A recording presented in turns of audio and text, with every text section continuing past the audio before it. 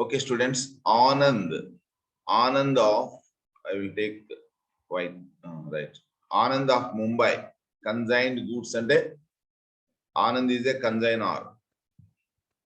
Okay, worth 1 lakh to Bhaskar of Kolkata. Bhaskar is a consignee. And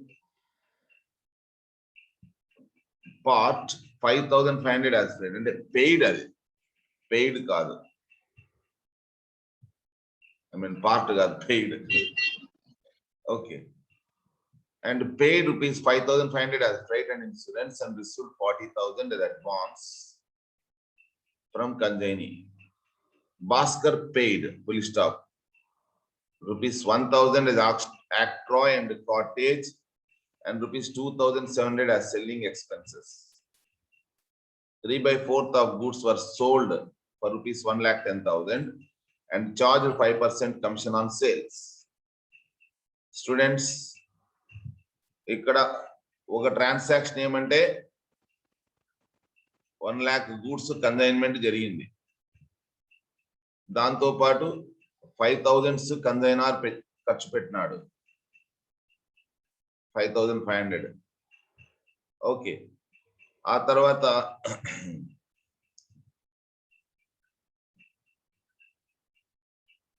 consignee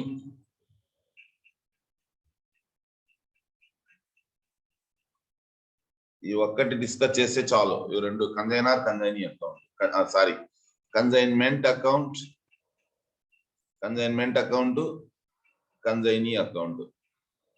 okay, చూడండి. Anand of Mumbai,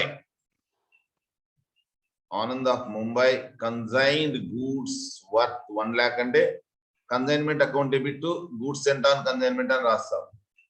are you sure? To goods sent on consignment అని రాస్తాం. అది తర్వాత ఎక్కడికి వెళ్తాము? Goods sent on consignment కి వెళ్తాము. Goods sent on consignment, goods sent on consignment. అక్కడికి వెళ్ళి కన్సైన్మెంట్ లో 2 గూడ్స్ సెంట్ ఆన్ కన్సైన్మెంట్ అని రాస్తాం కాబట్టి ఇక్కడ బై కన్సైన్మెంట్ అని 1 lakh రాస్తాం. అంతే. ఆ తర్వాత 5,500 ఉంది. ఇది ఏమి క్యాష్ పే చేసాం మనము, కన్సైన్మెంట్ కోసం క్యాష్ పే చేసాం కాబట్టి 5,500 క్యాష్ బయటికి పోతుంది కాబట్టి consignment account debit to cash అని రాస్తాం. ఎంట్రీ అది, ఎందుకంటే బయటకు పోతుంది కాబట్టి. ఇది ఇంకా అడ్వాన్స్ రిసీవ్ చేసుకున్నాం. ఎవరి నుంచి? కన్సైనర్ నుంచి. మనం తీసుకున్నాం. కన్సైన్ అంటే కన్సైనర్ అన్నమాట. ఆనంద్ తీసుకున్నాడు 40,000 అడ్వాన్స్. సో మనము బ్యాంక్ అనొచ్చు లేదా క్యాష్ అనొచ్చు. చెక్, బిల్లు చెక్ ఏం అనలేదు కాబట్టి రిసీవ్డ్ రూపీస్ 40,000 అంటే జనరల్ గా మనకు అబౌట్ 10,000 లేదా 20,000 ఉంటే చెక్ అనుకుంటాం. కాబట్టి bank account debit to Bhaskar account. Bhaskar అంటే ఎవరు? ఎవరు భాస్కర్ అంటే? సో కాబట్టి చిట్టాబద్ ఏమొస్తుందంటే bank account debit to consignee అని రాస్తాం. మనం బ్యాంక్ రాయట్లేదు కాబట్టి కన్సైనీలో బై ఏమని రాస్తాం? బై కన్సైనీలో భాస్కర్ లో బై బ్యాంక్ 40,000 అంతే కదా. ఎంట్రీ ఏమొస్తుంది? Bank account debit to Bhaskar account. Bank లో 2 భాస్కర్, భాస్కర్ లో బై బ్యాంక్. కరెక్టే కదా? ఎంట్రీ చుట్టూ వెళ్తున్నాను నేను. జస్ట్ మీకు ఫార్మాట్ అంటే I'm not explaining this in detail. Please understand this. Just rough గా you have to do on your own. That is the important thing. Okay, next octroi and cartage ఎంత pay చేస్తున్నాము అంటే 1,000 rupees pay చేస్తున్నాము. 1,000 rupees. Selling expenses 2,700. ఎవరు pay చేస్తున్నారు? Consignee pay చేస్తున్నాడు. అవునా? Consignee pay చేస్తున్నాడు కాబట్టి కన్సైన్మెంట్ కోసం పే చేస్తున్నాడు. So consignment account debit to Bhaskar account. To Bhaskar అంటే బి అంటే భాస్కర్ అని అర్థం. ఎంత? ఒకటి 1,000, ఇంకోటి consignment account debit to Bhaskar, ఇంకోటి 2700 ఇట్లా పే చేస్తున్నాం. సో 2 ఖర్చులు ఉన్నాయి ఇక్కడ. స్టూడెంట్స్, ఇక్కడ ఒక ఇంపార్టెంట్ విషయం ఏంటంటే ఎక్స్పెన్సెస్ లో రికరింగ్ ఎక్స్పెన్సెస్ అని నాన్ రికరింగ్ ఎక్స్పెన్సెస్ అని 2 రకాలుగా ఉంటాయి. That is the important thing you have to understand. Recurring expenses and non. Okay, పదే పదే వచ్చేయడం అన్నమాట. ఇక్కడ example, let me give an example. ఈ ఎగ్జాంపుల్ లో ఎవరు ఆనంద్ ముంబైలో ఉన్నాడు, ఎవరు కంజైనార్, భాస్కర్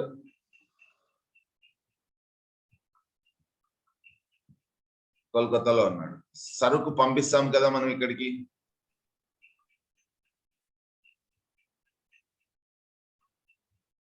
సరుకు పంపిస్తాం. భాస్కర్ గోడౌన్. ఇగో ఇక్కడ నుంచి ఆనంద్ ముంబై నుంచి ఇక్కడికి చేరేంత వరకు పెట్టే ఖర్చులన్నీ కూడాను ఏమవుతాయంటే, ముఖ్యంగా ఎగ్జాంపుల్స్, ఇవి ఎగ్జాంపుల్ ఏమేమి ఉంటాయంటే ప్యాకింగ్ ఖర్చులు, అంటే ఇక్కడ ప్యాకింగ్ అన్నమాట. ఆనంద్ దగ్గర ప్యాకింగ్ చేస్తారు వస్తువులు అవి. తర్వాత ఇక్కడ నుంచి ఇక్కడికి క్యారేజ్ కావచ్చు, ఫ్రైట్ కావచ్చు, కార్టేజ్ కావచ్చు, అన్ని అంతే ఇవే రవాణా ఖర్చులు అన్నమాట. లోడింగ్ చార్జెస్ కావచ్చు, ఇక్కడ లారీలోకి లోడ్ చేస్తారు, ఇట్లా లోడింగ్ చార్జెస్ కావచ్చు. ఓకే, తర్వాత ఇక ఒకవేళ సముద్రం మధ్యలో ఉంటే ఇన్సూరెన్స్ అన్నమాట. మెరైన్ ఇన్సూరెన్స్ కావచ్చు, జనరల్ ఇన్సూరెన్స్ కావచ్చు. మెరైన్ ఇన్సూరెన్స్ అంటే ఇన్సూరెన్స్ కావచ్చు. Insurance, forwarding charges. ఫార్వర్డ్ అంటే మనం సరుకులు ఫార్వర్డ్ చేస్తాం కదా ముందుకు పోవడానికి, అవన్నమాట. Okay, forwarding charges, right. ఇవి ఎవరు ఖర్చు పెడతారు అంటే కన్జైనర్ పెడతాడు. ఎవరు పెడతారు? కన్జైనర్. నేను స్పేస్ లేదు కాబట్టి ఇక్కడ రాయలేదు, కన్జైనర్ పెడతాడు. మరి కన్జైనీ కూడా కొన్ని ఖర్చులు పెడతాడు. లోడింగ్ చార్జెస్ కన్జైనర్ పెడితే అన్లోడింగ్ చార్జెస్ కన్జైనీ పెడతాడు. అర్థమవుతుందా? Are you following? నన్న ఆనంద్ పెట్టేటివి అంటే ముంబైలో పెట్టేటివి అంటే ప్యాకింగ్ ఖర్చులు, బండి ఖర్చులు, లోడింగ్ చార్జెస్, బీమా, తర్వాత ఇక్కడ నుంచి ఇక్కడ ఫార్వర్డ్ చేయడానికి ఏమైనా ఖర్చులు ఉంటే అవి, ఫార్మాలిటీస్ ఉంటాయి కొన్ని, అవన్నీ కూడాను కన్జైనర్ పెడతాడు. వాటిని వీటితో పాటు కన్జైనీ కూడా కొన్ని ఖర్చులు పెట్టుకుంటాడు. ఇక్కడికి వస్తాయి, లారీలో ఇటుకు వస్తాయి కోల్కతాకు వచ్చిన తర్వాత అన్లోడ్ చేసుకోవాలి, అన్లోడింగ్ చార్జెస్. తర్వాత ఒకవేళ ఇక్కడ సముద్రం దగ్గర తీసుకుంటే డాక్ డ్యూస్ అని ఉంటాయి, డాక్ డ్యూస్. తర్వాత ఒకవేళ ఫ్లైట్ లో వస్తే కస్టమ్స్ డ్యూటీ, సుంకాలు. ఆక్ట్రాయ్ అంటే ఒక ఊరి బార్డర్ నుంచి మరొక ఊరి బార్డర్కి వచ్చినప్పుడు గేట్ వేస్తారు చూడు, ఇట్లా రోడ్డుకు అడ్డంగా. అర్థమవుతుందా? కూడేరు దగ్గర గాని బుక్కరాయ సముద్రం దగ్గర కానీ కొన్ని ఉంటాయి ఇట్లా గేట్ లోపలికి, బౌండరీ పొలిమేర దాటేటప్పుడు, పొలిమేర లోపలికి వచ్చేటప్పుడు అట్లాంటివి అనమాట ఆక్ట్రాయ్. ఇంకా local taxes, octroi local taxes, transport charges. ఎక్కడికి? ఇతను భాస్కర్ యొక్క సెల్లింగ్ పాయింట్ చేరేంత వరకు ఎవరు ఖర్చు పెట్టుకుంటారంటే కన్జైనీ ఖర్చు పెట్టుకుంటాడు. ఇవి అన్నమాట. వీటిని అన్నిటినీ కూడాను ఏమంటారంటే నాన్ రికరింగ్ ఎక్స్పెన్సెస్ అంటాం.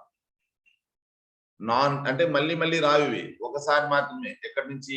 ఇగో ముంబై నుంచి, ఈ ముంబైయే కాదు ఎక్కడైనా కావచ్చు, కన్జైనర్ యాడుంటే ఆడ, ఆ ప్లేస్ నుంచి కన్జైనీ ప్లేస్ కు సరుకులను దించడం వరకు వచ్చే ఖర్చులన్నీ కూడాను ఏం ఎక్స్పెన్సెస్ అంటారంటే నాన్ రికరింగ్ ఎక్స్పెన్సెస్ అంటారు. ఇగో కన్జైనర్ పెట్టినా కన్జైనీ పెట్టినా వీటిని ఒకవేళ క్లోజింగ్ స్టాక్ ఉంటే వాటికి యాడ్ చేయాలా as a part of that. ఆ రకంగా క్లోజింగ్ స్టాక్ వాల్యూ చేయాల్సి ఉంటుంది dear students. This is very very important. అందుకోసమనే ఈ ప్రాబ్లం ఎక్స్ప్లెయిన్ చేస్తున్నాను. ఓకే, ఇప్పుడు చూడండి, భాస్కర్ ఎంత పెట్టినాడు? 1000 రూపాయలు ఆక్ట్రాయ్ అండ్ కాటేజ్ పెట్టినాడు.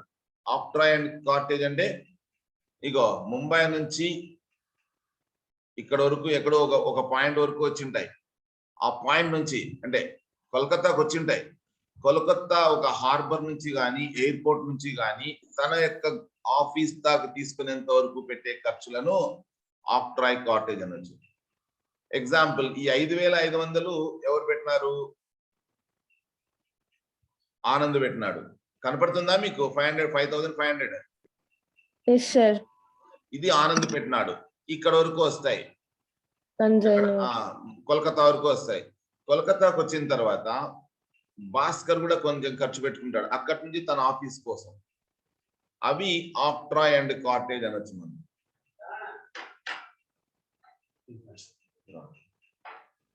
ఓకే, సో 1000 రూపీస్ ఇవి రికరింగ్ ఎక్స్పెన్సెస్. అంటే ఈ 5500 ప్లస్ నాన్ రికరింగ్ ఎక్స్పెన్సెస్. ఈ 5500 1000 రూపాయలు.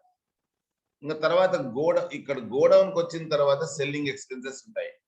ఇవి రికరింగ్ ఎక్స్పెన్సెస్, ఇండైరెక్ట్ ఎక్స్పెన్సెస్ అని కూడా అంటారు. Indirect expenses. So dear students, non recurring expenses కన్జైనర్ పెట్టినా కన్జైనీ పెట్టినా స్టాక్ కి వాల్యూ చేయాలా, అది important point. So this is the important point. మీకు ప్రాబ్లం చెప్తూ చేస్తే బాగుంటుందనే ఉద్దేశంతో చేస్తున్నాను. క్లోజింగ్ ఎందుకు ఇదంతా చేయాల్సి వస్తుందంటే క్లోజింగ్ స్టాక్ ఉంది ఇక్కడ. క్లోజింగ్ స్టాక్ 1 lakh లో 3/4 అమ్మినాం. 3/4 ఇంకా 1/4 ఉంది. ఆ 1/4 కి ఇగో ఈ 5500 ఈ 1000 రూపాయలు యాడ్ చేయాలా. 2700 కాదు. 5500 కన్జైనర్ పెట్టినవి, 1000 రూపాయలు కన్జైనీ పెట్టినవి. ఇవి నాన్ రికరింగ్ ఎక్స్పెన్సెస్ అంటాము. మళ్ళీ రావు. ఒక్కసారి స్టాక్ ఇక్కడ నుంచి ఇక్కడికి పంపించిన తర్వాత మళ్ళీ రిపీట్ కావు. సెల్లింగ్ ఎక్స్పెన్సెస్ సరుకు అయిపోయేంత వరకు రిపీట్ అవుతూనే ఉంటాయి అన్నమాట. వాటిని రికరింగ్ ఎక్స్పెన్సెస్ అంటారు. కానీ సరుకును ఒక చోటు నుంచి ఒక చోటికి చేరేంత వరకు పెట్టేటివి మళ్ళీ రావు. కాబట్టి కేవలం ముంబై నుంచి కోల్కతాకు చేరేంత వరకు పెట్టే ఖర్చులే కాబట్టి వాటిని మనము నాన్ రికరింగ్ ఎక్స్పెన్సెస్ అంటారు. పదే రానివి. ఇంకా చెప్పాలి అంటే వెరీ సింపుల్ గా చెప్పాలి అంటే సరుకును ముంబై నుంచి అంటే కన్జైనర్ ప్లేస్ నుంచి కన్జైనీ ప్లేస్ కు చేరేంత వరకు పెట్టే ఖర్చులన్నింటినీ కూడాను మనము నాన్ రికరింగ్ ఎక్స్పెన్సెస్ అంటాము. నాన్ రికరింగ్ అంటే ఏం లేదు, పునరావృతం కాని ఖర్చులు. అర్థమవుతుందా మీకు? Are you following this? Yes, sir. Okay, now ఇప్పుడు మనం ఏం చేయబోతున్నాము అంటే కార్టేజ్ అయిపోయింది, సెల్లింగ్ ఎక్స్పెన్సెస్ అంతా రాసేసాము. ఓకే, సరుకు అమ్మినారు. సరుకు అమ్మినప్పుడు చిట్టాపద్ది ఏమొస్తుంది అంటే డబ్బులు ఎవరితో అమ్మినప్పుడు భాస్కర్ డబ్బు తీసుకుంటాడు కాబట్టి కన్జైనీ అకౌంట్ డెబిట్ దేనికి సంబంధించింది అంటే కన్జైన్మెంట్ కి సంబంధించింది.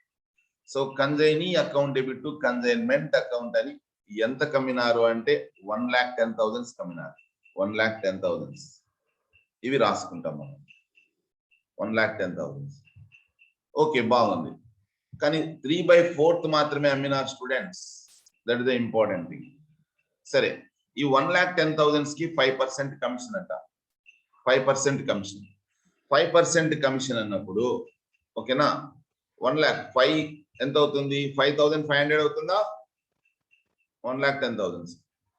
ఇది భాస్కర్ సంబంధించిన అమౌంట్ అన్నమాట. ఖర్చు మాత్రం కన్సైన్మెంట్ కి సంబంధించిందే. సో టు భాస్కర్ అని కమిషన్ అని బ్రాకెట్ లో రాసి 5,000 రాసుకుంటాం. ఎంట్రీ ఏమొస్తుందంటే consignment account debit to Bhaskar account, bracket లో కమిషన్ అని రాసి ఇట్లా రాస్తాం. అది బాగుంది. నౌ ఇప్పుడు డియర్ స్టూడెంట్స్ ఎంతవరకు రాసాము మనం అంటే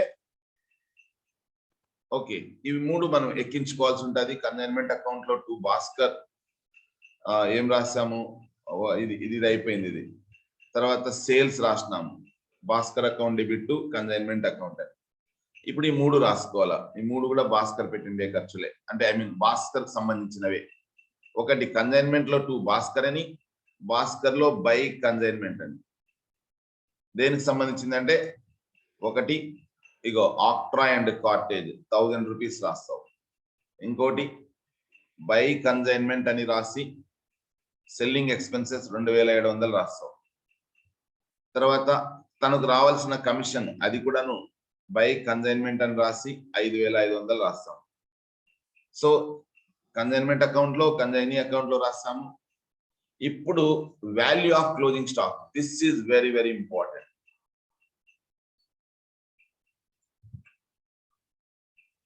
value of closing stock.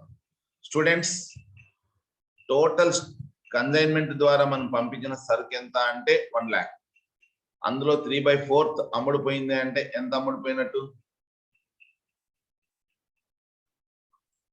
1 lakh లో 3/4 అంటే 3/4 అమ్ముడుపోయింది అంటే ఇంకా 1/4 ఉన్నట్టే కదా. ఏమి 1/4 ఉన్నట్టే. కాబట్టి 1 lakh లో 1/4 ఈజ్ ఈక్వల్ టు 25,000. దానికి ఆ స్టాక్ ని మనము ఈ రవాణా ఖర్చులు కూడా యాడ్ చేయాల్సి ఉంటుంది. ముంబై నుంచి కోల్కతాకు చేర్చినాము, ఆ ఖర్చులు కూడా యాడ్ చేసే వాల్యూ స్టాక్ వాల్యూ చేయాలి. ఎందుకంటే స్టాక్ ఒక్కటే కాదు పంపించింది, స్టాక్ పంపించినందుకు ఖర్చు పెట్టినాం కదా, దాన్ని కూడా క్లోజింగ్ స్టాక్ వాల్యూ చేయాలా. అప్పుడు మాత్రమే మనము నిజంగా కాస్ట్ కి వాల్యూ ఇచ్చినట్టు అవుతుంది. అప్పుడు మాత్రమే మనకు వాస్తవంగా ఎంత ప్రాఫిట్ వస్తుందని తెలుస్తుంది అనమాట. That is the important thing. అందుకనే మనం నాన్ రికరింగ్ ఎక్స్పెన్సెస్ అంటే ఏవైతే మనము కన్సైనర్ ప్లేస్ నుంచి కన్సైనీ ప్లేస్ కు సరుకు పంపించడానికి రవాణా రకరకాల ఖర్చు పెట్టింటామో వాటిని కూడాను క్లోజింగ్ స్టాక్ కి ఖర్చుకి యాడ్ చేయాల్సి ఉంటుంది. సో వాటిలో రెండు ఉన్నాయన్నమాట. 5,000 యాడ్ కన్సైనర్ ఎక్స్పెన్సెస్. 5,500. ఇందులో మనము 1/4 తీసుకోవాలి. That comes to how much dear students? 5,500 into 1/4 చేస్తే ఎంత వస్తుంది? Consignor expenses 1,075. Thank you, 1,375. Okay బంగారు. అట్లనే కన్సైనీ ఎక్స్పెన్సెస్ ఇక్కడ కన్ఫ్యూజ్ అవుతారు స్టూడెంట్స్ మీరు. మనం తీసుకోవాల్సింది ఖర్చులు రెండు రకాలున్నాయి అనుకుంటున్నాం, recurring expenses, non recurring expenses. Recurring expenses, non recurring expenses. Recurring expenses కాకుండా నాన్ రికరింగ్ ఎక్స్పెన్సెస్ తీసుకోవాలా అంటే 1000 మాత్రమే తీసుకోవాలా. ఎందుకంటే ఆక్ట్రా అండ్ కార్టేజ్ అంటే ఇక్కడి నుంచి ఇక్కడికి చేరడానికి పెట్టిన ఖర్చులు, వాటిని మాత్రమే నాన్ రికరింగ్ ఎక్స్పెన్సెస్ అంటాము. అవి మాత్రమే తీసుకోవాలా. ఈ 2700 రికరింగ్ ఎక్స్పెన్సెస్, అవి మళ్ళీ మళ్ళీ వస్తుంటాయి కాబట్టి వాటిని తీసుకోం. అమ్మడానికి పెట్టిన ఖర్చులు అన్నమాట, అవి తీసుకోం. కాబట్టి ఈ 1000 లో కూడాను మనం ఏం చేయాలి? కన్సైనీ ఎక్స్పెన్సెస్ అని 1000 into 1/4 వేసుకొని 250 యాడ్ చేసుకోవాలి. ఇది సో టోటల్ గా యాడ్ చేస్తే 25, 26, 26, 5, 625 అనుకుంటా. 26, 625. This is value of unsold stock.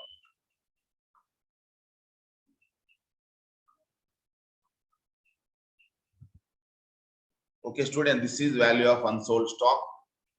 Okay, ఇప్పుడు మనం ఇది ఎక్కడ రాయాలి స్టూడెంట్స్? సరుకు పంపించేటప్పుడు డెబిట్ సైడ్ రాసుకున్నాం, consignment account debit to goods and on consignment అని. ఓకేనా? సరుకును మిగిలింది అంటే క్రెడిట్ సైడ్ రాసుకోవాల్సి ఉంటుంది, క్రెడిట్ సైడ్. ఓకే, ఎంట్రీస్ లో ఇక్కడ ఒకటి మనము ఒక పక్క రాసాం, ఇంకొకటి పక్క రాయలేదు. సేల్స్ కి సంబంధించి చిట్టాపద్ది ఏమొస్తుందంటే Bhaskar account debit to consignment అని, కన్సైన్మెంట్ లో బై భాస్కర్ అని 1,10,000. ఆ తర్వాత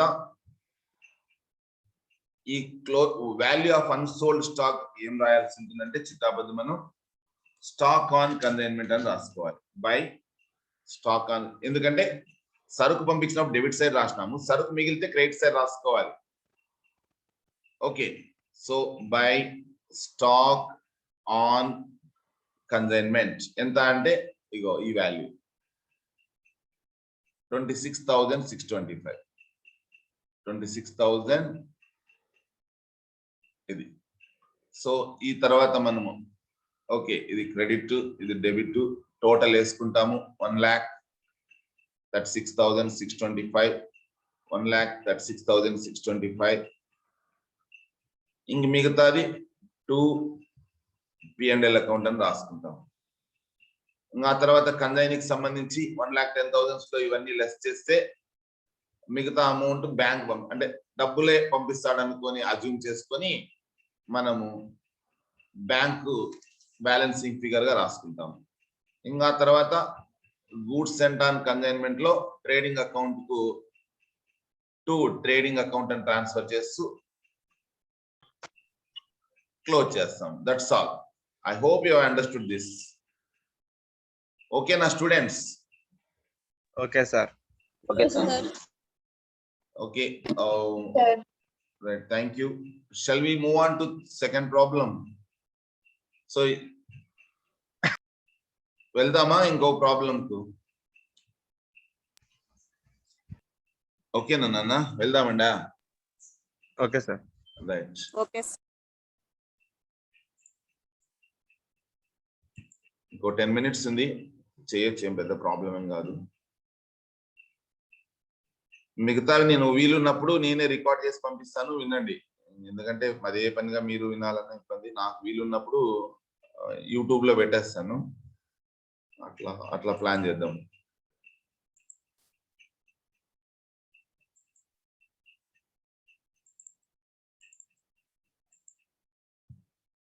ఇమేజ్ ఆల్రెడీ చేశాను కదా, సేవ్ చేసుకున్నాను. Okay, thank you. పిక్చర్